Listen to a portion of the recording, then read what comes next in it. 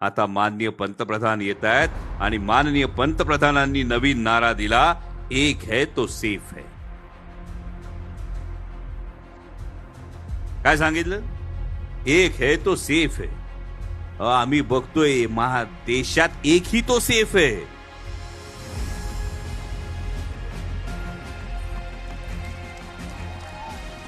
म्हणजे माननीय राहुलजी गांधींनी सांगितलं होतं संसदेमध्ये की हम दो हमारे दो की सरकार.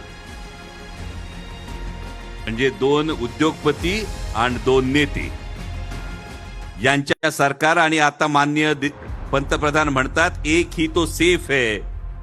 आणि मग प्रश्न पडतो की विविधतेत एकता मांडणाऱ्या आमच्या 18 पगड जाती असतील, 12 बलुतेदार असतील, 16 अलुतेदार असतील, यांच्या सगळ्यांच्या अस्तित्वाला एका गाठोड्यात गुंडाळायचं, त्याला धर्माचं नाव लिहायचं आणि धर्माचं नाव लिहिल्यानंतर मोजक्यांच्या हातात सगळ्या देशाचा कारभार सोपवायचं, हे कुठवर चालणार?